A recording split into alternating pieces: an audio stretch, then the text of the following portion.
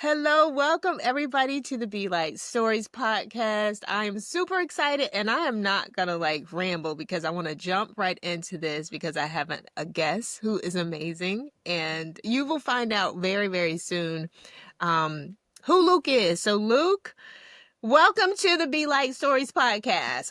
Hey, thanks for having me. I appreciate you.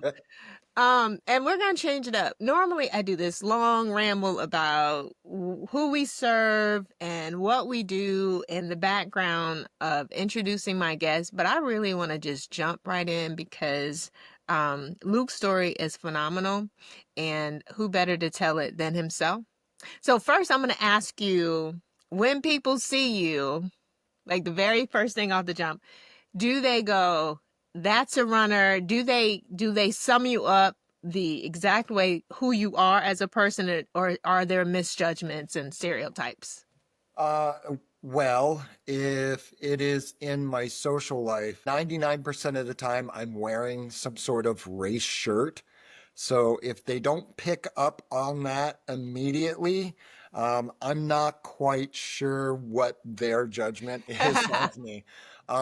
And usually I am always discussing movement, um, running, my passion for running, my passion for movement. There are people that we come across that running is not a thing. They think we're a bunch of lunatics, and that is totally okay with me. I will be that lunatic, Yeah. but on the back end, I support movement. Okay, so you can't run.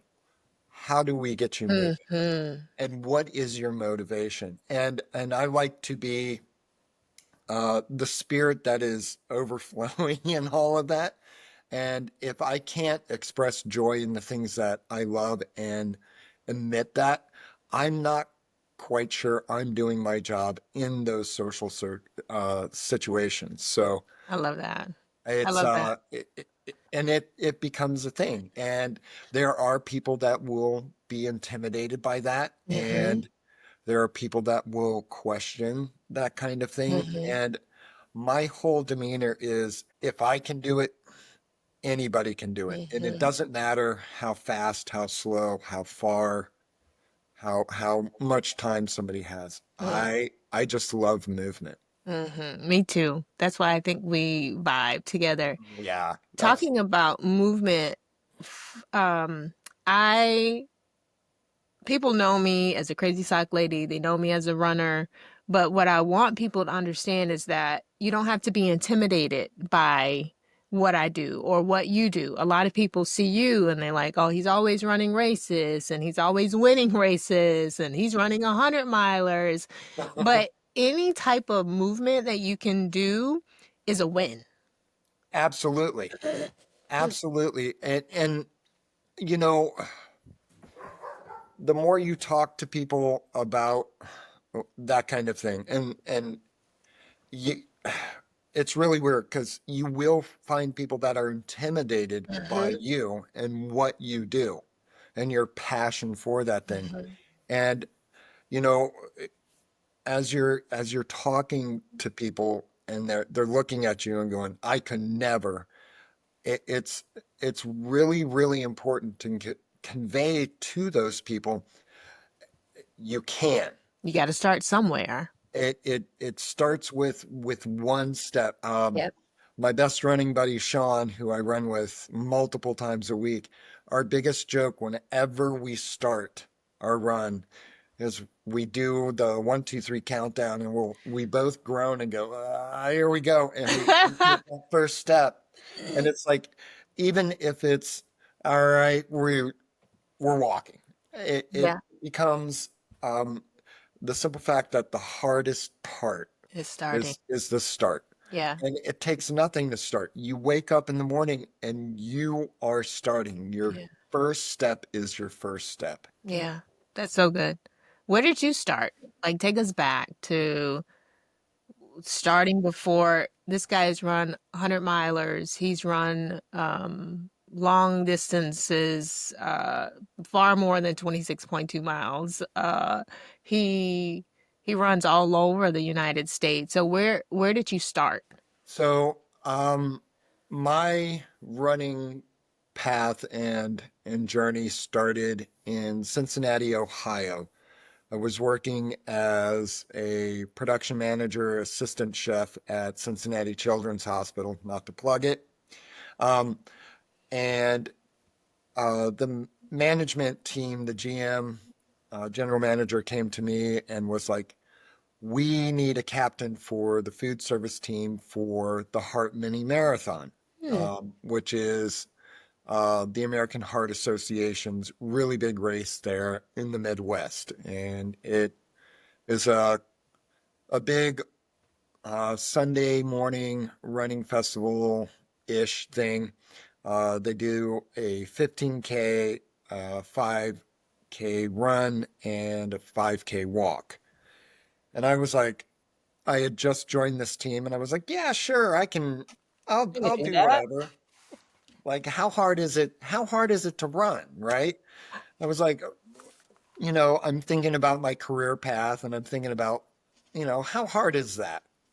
And this is coming from somebody um, who smoked 2 packs of menthol cigarettes a day Mhm. and was just looking at it from a job perspective. And my very first training run or run at that time, um, I left the house. I took off down the road. Um, about 500 yards into my run because I knew nothing about it. I went at sprint pace. I got dizzy. I saw stars and I laid down um, like in the grass of the Catholic church that was 500 yards down the road from me. And as I was laying there, I was contemplating life choices. And I was like, you know, maybe I should think about this and what's going on. I didn't know what 5K meant. I Okay. didn't know what 15K meant. I didn't know what distance Hmm. mileage is. Like somebody was like, "Oh, a marathon's really far." I'm like, "How far is that?" And they're like, Hmm. "It's 26.2." I'm like, you're always going, "What is the point Hmm. two for?" And uh, as I was learning these things and as I was going through these motions, I felt a freedom when when you are on foot and you are moving and everything is working. There is a very silent joy that comes from all that. And I have tons of stories about different runs and whatever, but I I I absorbed what was going on. I accepted the challenge, and I think that was the number one driver is okay, I have something that I have an end goal and I need to make sure that I meet that. Hmm. And for someone like me who has found that and the reason that I've done ridiculous distances and all that is I enjoy that challenge Hmm. because there's nothing else involved. It's just me as the person, as the body, as the spirit. Hmm. And that's a lot to carry, but Hmm. it's super freeing uh, Hmm. on all aspects. So I trained for this race. I signed up for the 15K. Didn't realize how far that was. Um, got to places, and in the moment of being in the crowd of 20,000 people, in the moment of the excitement of my very first race, not knowing anything, I was just absorbing all of it, and it was so overpoweringly awesome, and I loved it. I loved all the things. You get your bib, you get to see the things. The You're going to the people. expo. Hmm. You're doing all the things and participating, and you have all the nervousness and everything. And um, that very first race, one of the coolest things ever has happened to me. My little brother and I didn't realize that both of us had signed up for this race. Oh, wow. And in a crowd of 20,000 people, we found each other That's crazy. and we ran this race together, like the Wow. whole way, like zero training, zero discussion before it. Neither of us knew. And my very first race I ever did, I ran across the finish line backwards because I was yelling at my brother that he needed to keep it going. We're almost Oh, there. wow. And in that moment, in the elation and all the feelings and all the things that were going on, there was the feeling of I've completed Yep. and I've helped somebody else. That's good. And that second piece was something that I was searching for a long time. And I found that when I ended up getting into a pacing group. And we can get Mm, into that mm. whenever, but Yeah, that's good. So what are the races that you've run? How old are you? And um I started running at the age of 39. Um so kind of I guess late in life. I don't know. I meet people that have started at all times. I am 52, so do the math on that. I think, well, I'm 51. I'll be 52 this year. So ever since then, I haven't stopped, and it has just been one of the most amazing things ever. Um, I've ran with lots and lots of people. I've ran all over the U.S. Um, for races, or just having the opportunity with work when I'm in a place, I'll be like, I'm going to go run here. And locals will be like, what is wrong with you? And I, I've been doing this for that period of time. you've done 5Ks, 10Ks, marathons, 100 milers, I've 50. done all the distances, and I am my next shoot goal, if I can afford it, is it's called the Southern States 200. Mm. And I'm contemplating that. I have a really good running friend who is poking the bear for the Cocodona 250, which is out west, and it's you Is know that 200 miles 200 miles. Yeah, through the southern states? yeah. Wow. So it's Alabama to Georgia, and it is on the Pinhoti Trail. So the majority of the time you're on the Pinhoti. What, first of all, who in their right mind runs 100 plus miles? What type of person is that? And what is going on in your body and your mind? That's another 2 hour pod. I have heard from other friends who run 100 milers, there is hallucination that happens at a certain point. She told me that she ran her first ultra because she ran a marathon and she finished and she was like, "Is that it? All of this training and that's it?" I I don't think that I'm of that mindset. I think the ultra bug is, instead of it being competitive and you're Hmm. on the road and time limits and all this, and you know this very well, like road running is its own entity. Hmm. Um, and then when you have the opportunity to kind of go, okay, well, what's this other thing? Or what's this new challenge? Mm. What's a 50K? And you go, well, I've done X, Y, and Z. I think I can do that. Just like your friend. Like, is that it? Yeah. Like, I'm full of energy. Yeah. Let's keep this whole piece going. And the you actually have to switch the entire role of what you do, how you train, what you think, because trail running, ultra running, um, all those distances, it's not about you're running the entire time. It's about how you're sustaining yourself through the time that you have to finish the race. And in doing so, the way you think just switches back and forth. And I know you and I have talked before about, the big seven Mm-hmm. and doing the Bostons and the Tokyos Mm-hmm. and all of that. And at one point, I was I had the Boston mindset. Mm-hmm. And as soon as I did my first 50K, that was gone. I love that you said I had the Boston mindset, and I think that's very prevalent in new runners, people who get into the space and they find out about, oh wow, there's 7 different world majors, and then you see people doing it and you're like, I got to do that too. Right. And you Right. don't know that there's other things out there. Right. And it's all a progression of learning. And if you love running, right?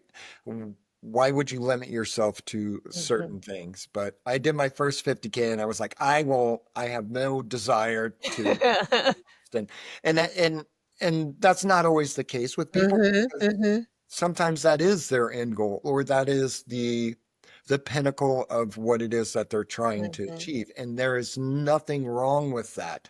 Um, it's just for me, I found a new love of this extended distance of being with the thing that just drives me insane. It's my running is my drug. And like, Mm-hmm. as somebody with a addictive personality disorder, you gravitate towards that thing and prolonged high and all of Mm-hmm. that stuff.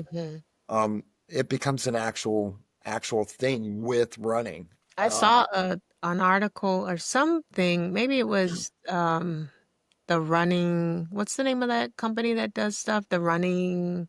They're in UK. I forget the name of them. But they were talking about how people who have had trauma, people who've had addictions, people who've lived through some really hard seasons in their life, that running is the perfect sport I mean, to provide therapy. Now, get your therapy, but running is definitely a tool of healing. it there is you hear people say, I have the running high, or that person got the running high. And you kind of, if you don't understand, you kind of scoff at that. But as somebody who has been through the ringer and seen the world, there is there is nothing better than what you get from the quote unquote runner's high.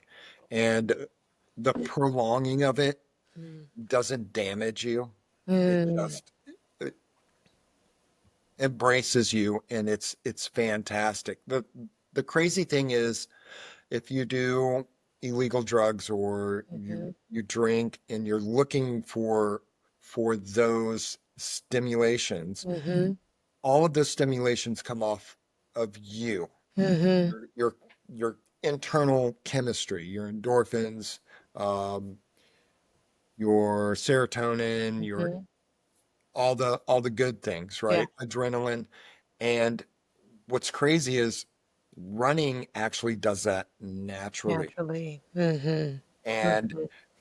I tell you, it's the best high. And you have, coming from someone who has had addictions, you're sober now, you Mhm. can say, absolutely, I've tried this, and this is actually the best thing. It is the best. So when your friend talks about hallucinations and all of Yeah. that, like that is a for real thing because you're exhausting your body and you're exhausting all the chemicals in yourself. And it's not the same high, but it's way better. Mm. And yes, the hallucinations are intense, Wild. but you realize that it's not. You know it's And coming. it's Mm. phenomenal. Mm. There's nothing like it. Mm. I have yet to trail run. And I told you before when we were running together that I want to explore that because my personality is I love nature. I love being outdoors.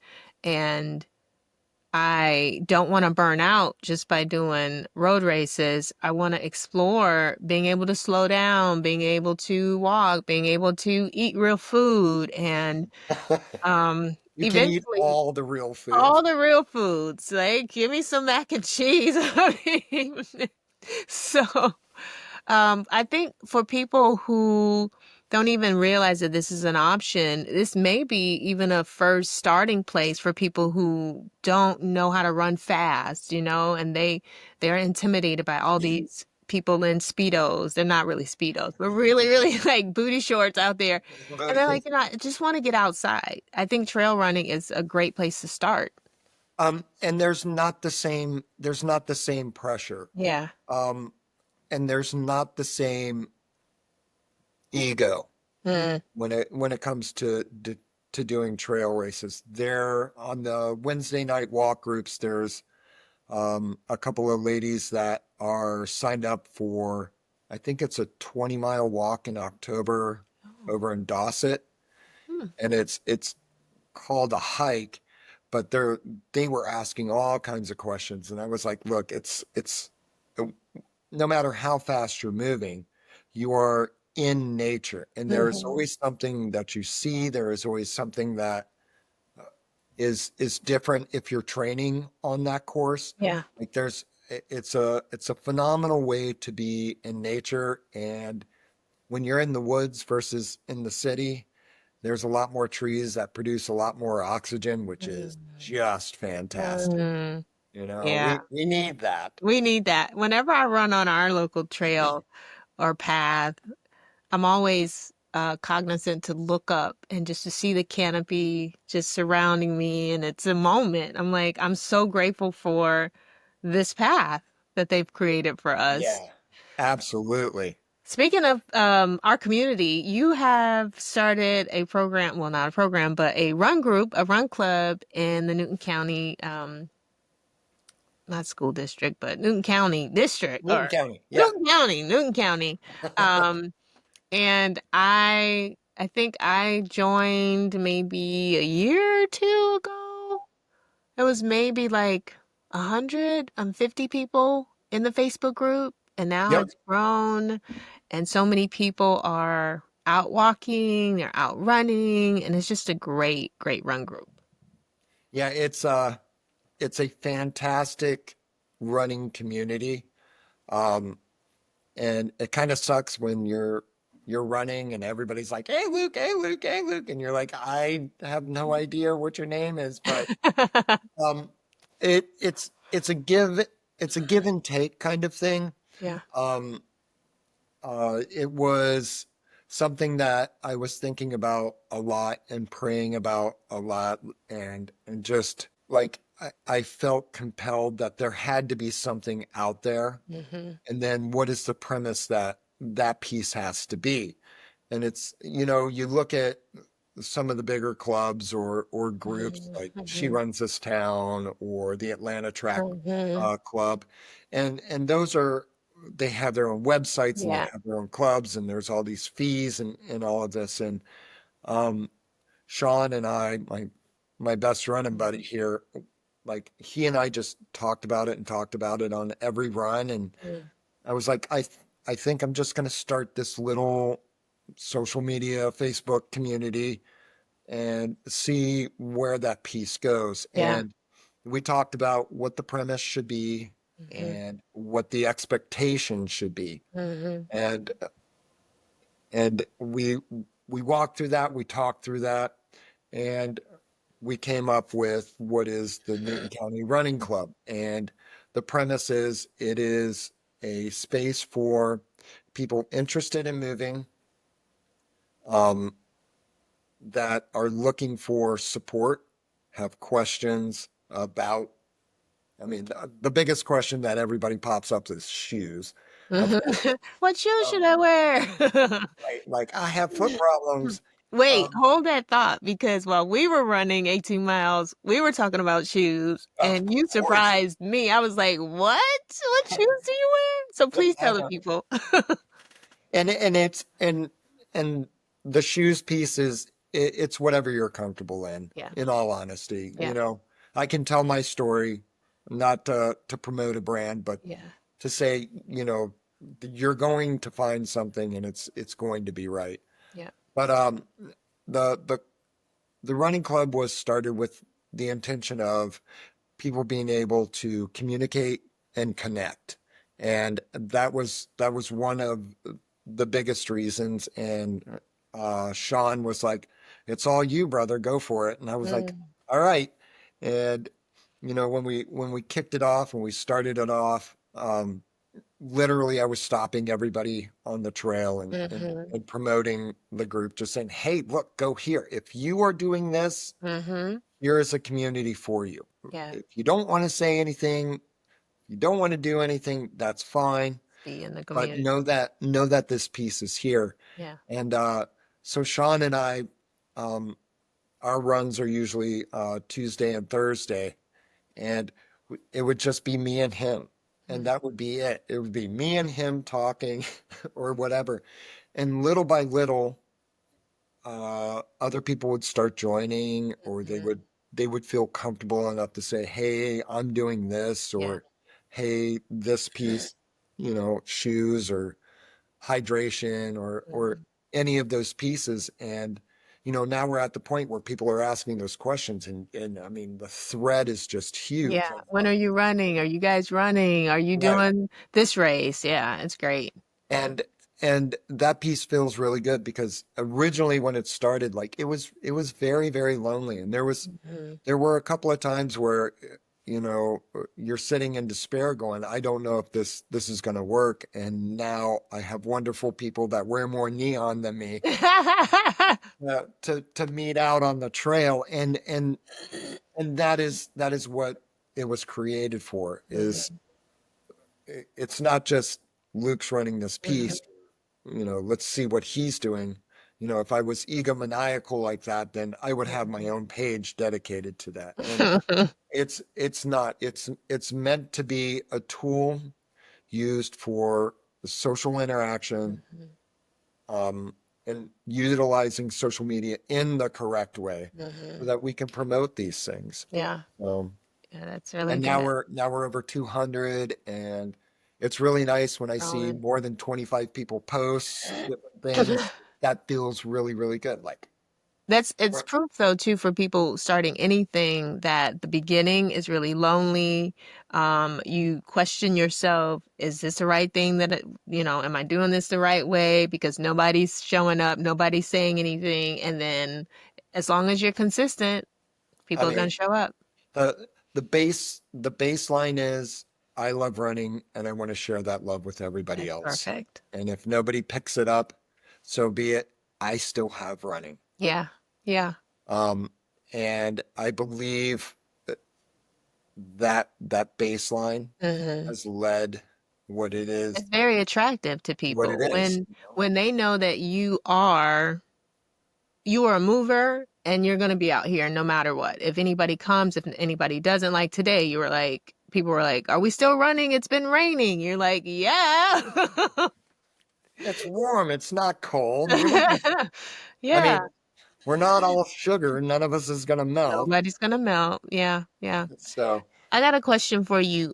Um, Now, how has your identity shifted through running, especially after 50? my identity. Yeah. What would you say has changed? Maybe a race or starting the run club. Like has anything from the beginning when you started post 30 and then now, even after maybe being in the community? I'm I am less competitive. Mm, I mean, the competitive nature is always there, but I am less competitive. Um, and part of that is because I I honestly take more joy yeah. in watching people start Yeah. their run journey or their race journey. Or usually a race is why people pick up and start racing. Like, "Oh, my aunt told me I got to run this 5K." So you know um when I first started, it was all about like competitiveness, like Mhm. the Boston, like I have Yeah. to run this fast and I have to do this piece. And I started um, pacing Mhm. at different races through a group called Beast Pacing. And I actually got more enjoyment out of carrying a little sign with a Mhm. number on it and running at a specific pace and talking to people that were running with me and hearing their stories Wow. and feeling the elation of this is my first, or I'm trying Mhm. to hit this PR, or I just came out of surgery. Like you Wow. get so many stories and they're all following you. And you have this giant target Mhm. on your back. It just says pacer, but Yeah. you have this giant target on your back that people are really striving Yeah. for. You mean more to the race Mm. and to that person than just booking it and seeing how fast you can go or what place you can get in. Now, mind you, there are local races Mhm. where that is my goal because Mhm. I'm not going to give up that competitive Yeah. nature. But if like at the end of this year, I will have more races that I have paced than I've actually gone to race. And that piece feels very good. Yeah.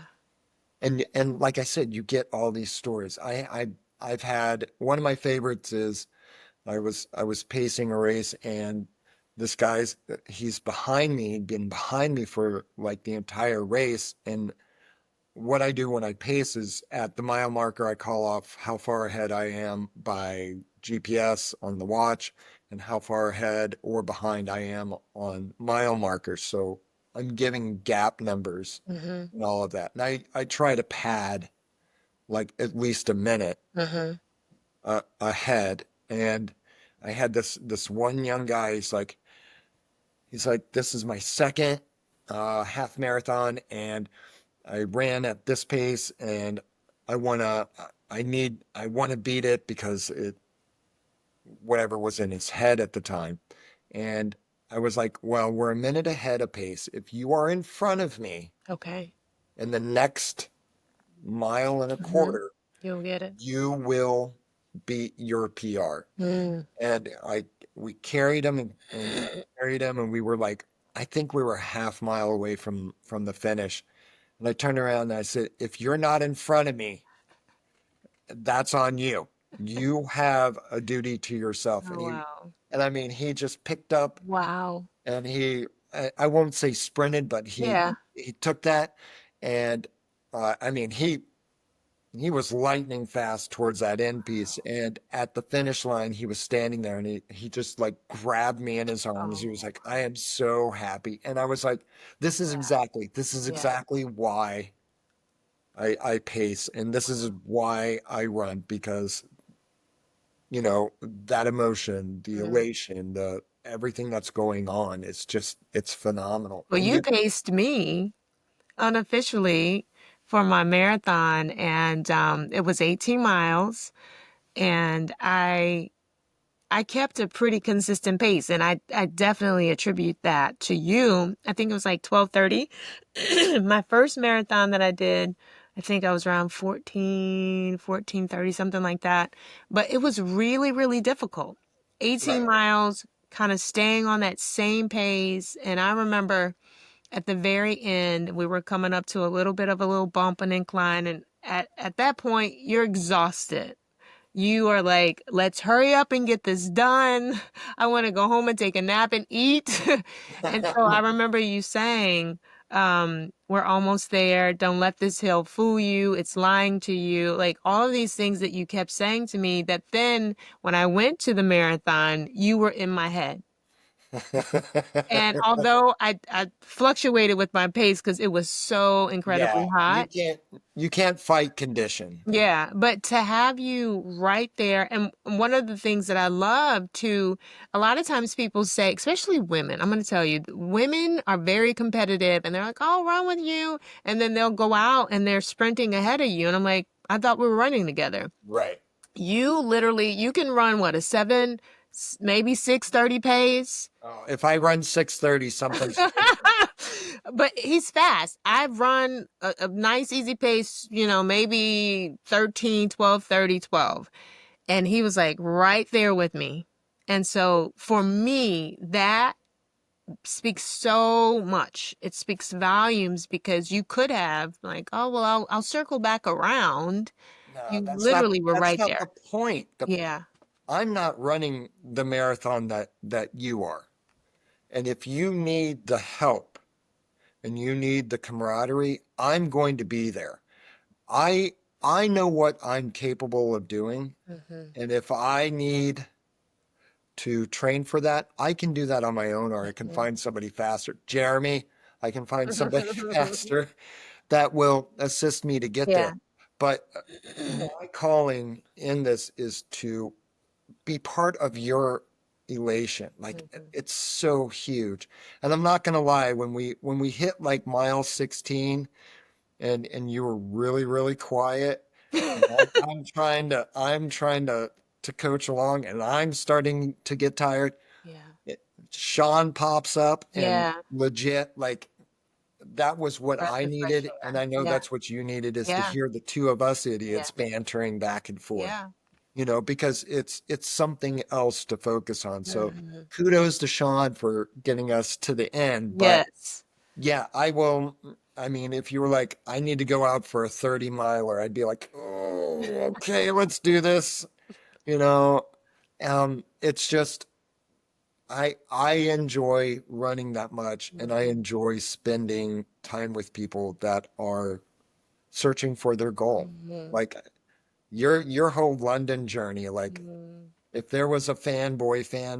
Well, you were definitely in my head. I listened to the audio that you sent me. I had like all my friends and some of my students send me some audio, and I didn't listen to any of it until I was running. And I listened to that you said, listen to this first, listen to this whenever, and then listen to this no earlier than mile 18. And I needed that because it was rough. It's Nobody knows when you're running a marathon or even longer, you don't know the conditions, you don't know what your mind's going to be like, what your body's going to do that day. And I was disappointed at I think it was mile 8 or 9 because I had to stop and walk. And I was like, "How can this be? I'm not even halfway there." But the heat was so bad. yep. And I was like, no, no, it's okay. It's okay. I'm going to just readjust my goal. The and again, condition is something that you cannot train for. The this last 100 miler that I did, I mean, the weather changed like 18 times Wow. in the week up to, and I have trained on that course. I know what to expect. I know the turns. I know the elevation. I had trained for that, but condition, you can't train for it. It was supposed to be low 60s with rain Mm. on Sunday before the race. That's what they were predicting. And we got all the way up to Thursday and it was like, okay, rain and mid 70s. And Mm. then race day morning, the humidity was like 98%, no rain, and it was that was that first weekend here in Georgia that it was in the mid high 80s. Oh my God. So it's like, well, I guess I'm in for a sweat fest. What do I Yeah. do? Yeah. Stay hydrated, change up your game plan, and make sure that your body condition is okay. Because I mean, you stress Things your could body be. beyond what it's capable of doing, and Mm. that's when you drop out. I ran in, London, there was so many ambulances coming in and picking people Oh, up. Then when I came back about maybe 3 weeks later, I did the Brooklyn half and a 31-year-old died. And what we think, we don't know, this is all speculation, but a lot of my friends saw him and he was going through Prospect Park, which is really hilly in New York. And it was humid, it was hot, and he was a football player physique. Right. And he was literally trying, you know how some people are like, ah, I gotta meet this goal. And so he was sprinting through those hills and he passed away. They saw him collapse and they were giving him CPR at mile 8 right after the park. And people said they saw him really going for it. And you have to learn to listen to what your body is saying. A lot of people 100%. are thinking, well, no, if I quit, if I start to walk, then I'm a failure. No. If No, you you're feel game. nauseous, if you feel like this is not normal, You, you know what? $10 says the race that you're struggling at is going to happen next year. that's so good. That's so good. Put 10 bucks on that. I'm pretty sure that the race that you are trying to demolish, Yep. that's demolishing you, is going to be there next year. So good. Um, and and it's okay.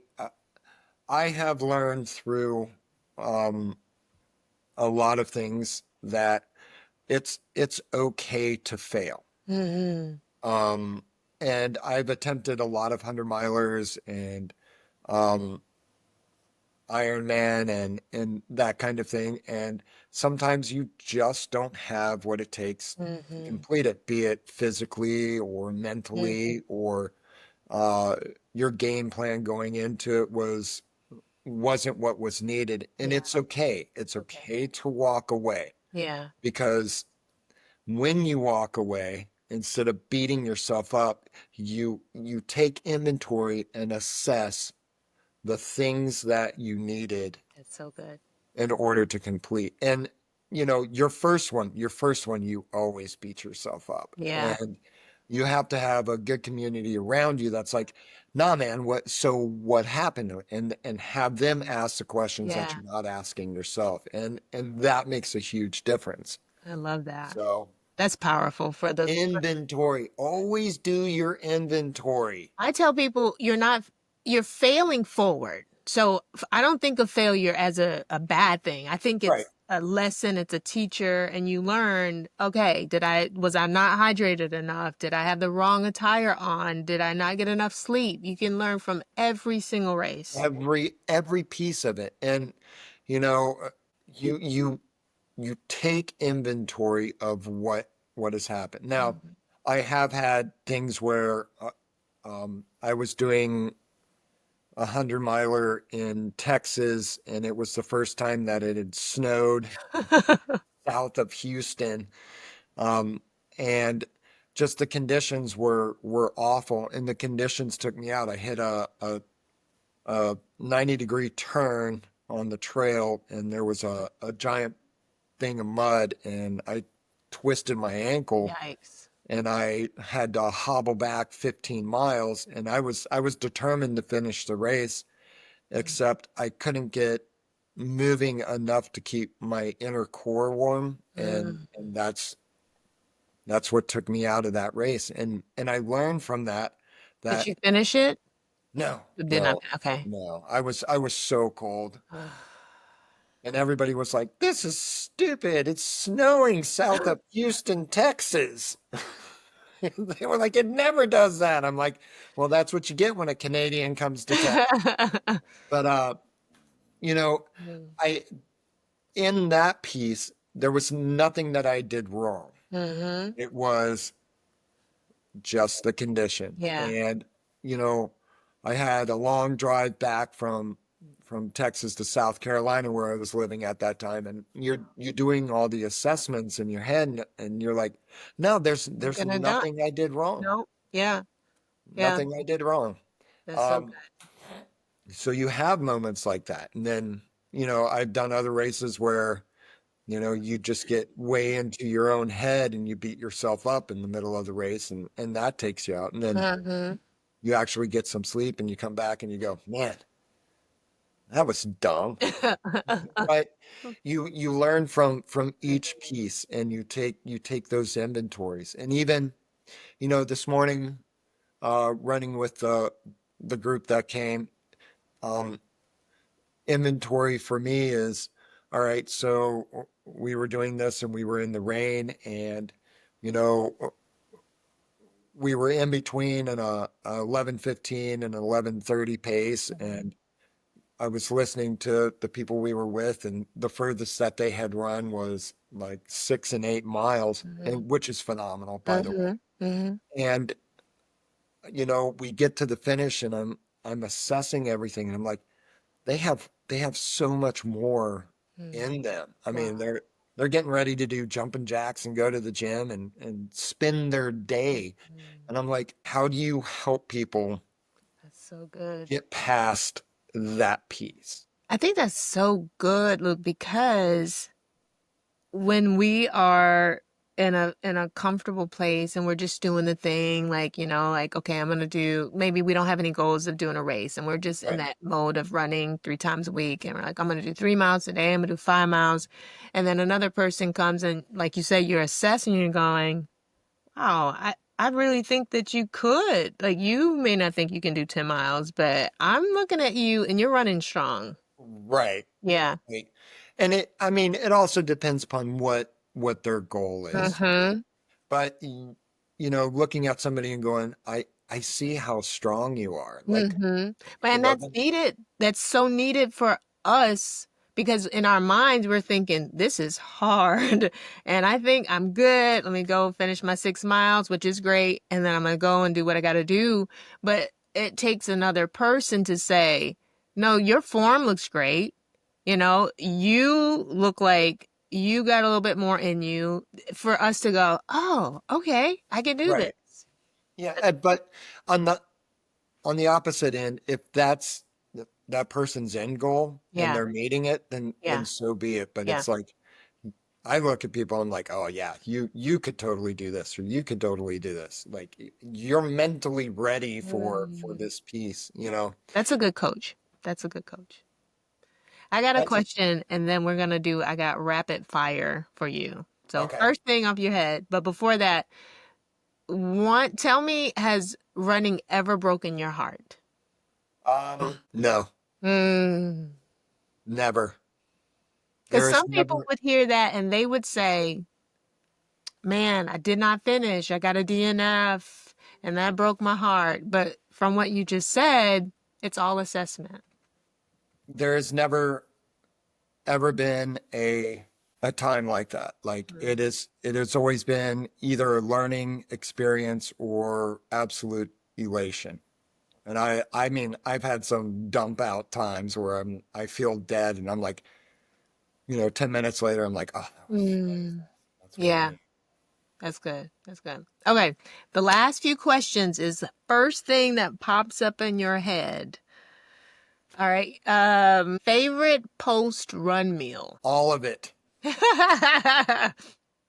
The cake, the peanut butter and jelly sandwich, the It- If it, if I could lay the bed of my truck down and somebody would just put a spread of whatever and I got done, regardless of the distance, I'd be face in it. It doesn't matter. I I have started this experiment. I cut my carbs and then I realized, no, you cannot cut your carbs, April. Bring some good carbs back in, eliminate the bad stuff. Um, a lot of people, especially women who are like, I gotta get fit, I'm gonna run and get fit, don't realize that food is fuel. Yeah. Ah, it's almost like you're talking to a chef. Yeah, I'm still learning because there's some small negative self-talk. And I think all women, we go through this. It's like, oh, if you eat that, then you're gonna look like that. But there's always moderation, and then there's always for me, I'm learning as a runner, if I'm moving my body this much, I have to fuel my body. At one point, I was not eating hardly anything, and I was thinking I'm doing good because I'm low carbing it. Right. Not But you're good. not fueling. Right. You're Yeah. not fueling. Yeah. So, real quick on that Uh-huh. on that piece, um, your caloric intake needs to match what you're putting out. Mm. And then you need to add, I think it's 500 more calories to sustain the come down piece. Wow. That's a word because a lot of women think Well, I need to just. unfortunately, we live in a society, in a world where we are socially Mhm. set upon what we're supposed to look like or how to be. And Yeah. as soon as you kick that thought out of your head, you do what you want, baby. Yes to the red velvet cake after my run. I will, I will give you approval for that. If no one else does, I will be like, no, the doctor That's or the day I did have it post 8 that run we did yeah, I together. know It you was were good. talking about it so It was much. good. Okay. What inspires you in the running world? What do you mean? What inspires you? Like, what's one thing that you can say is the motivating, moving factor for you to keep going as a runner? Just I love it. Hmm. Air, movement. It's it's not work. It's not doing stuff here on my farm. It is the moment that I'm free. Yeah. Okay. One piece of gear you can't live without. My Skechers shoes. Thinking of while I was like, what kind of shoes you wear? He told me Skechers. I was like, what? And again, you said find what's best for you. And for you, Skechers has been It the is, shoe. I know it seems so janky and like old manny, but the they are the shoe that works for me. They're the brand that works for me. It fits my foot. It's whatever. If I didn't have shorts or a shirt, I would have to have my shoes. I don't think anything else matters. I do know people that run barefoot and Uh-huh. that blows my mind, but I'm not there yet and I don't plan on ever being. So my shoes, my shoes, my shoes. Okay. Most memorable race and why?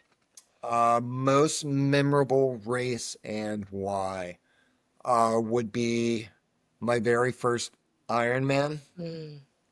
And long story short, uh, my little brother and my father were there to see me finish the race. Um, Long time family jokes Mm. going on about the stuff that my dad did. We can talk about that later when we're on foot. But the very first full Ironman I ever did was probably my most favorite finish and most memorable. And an Ironman, tell the people what that entails. So, as if running 100 miles isn't stupid enough, a full Ironman, if you haven't seen it on TV or grown up watching it on ABC Sports, that it was always on, is a triathlon. It is a 2.4 mile swim, immediately followed by a 112-mile bike ride, immediately followed by a full marathon, 26.2. So, 140.6. That is crazy. That is It's wild. it is wild. Thank you, Luke, so much for being with us today. And thank you for being my friend and Ah, such a wonderful coach. If you guys are ever in the Newton County area, if you move here, if you're visiting us, there's a Facebook group called Newton County Running Club, and we would love to have you. come on in. Come on in. Welcome to Newton County. It's lovely here. It is Uh, lovely. and if you meet up with me and you decide to run with me, make sure you choose the course or we're going up all the hills in Newton County. Today, I did hills Did in my you? neighborhood, and I didn't do too bad. Nice. Hills are your friend. My friend. Hell yeah. Thank you, Luke. Thank you so much. Of course. Thank you for being awesome. I love you so much.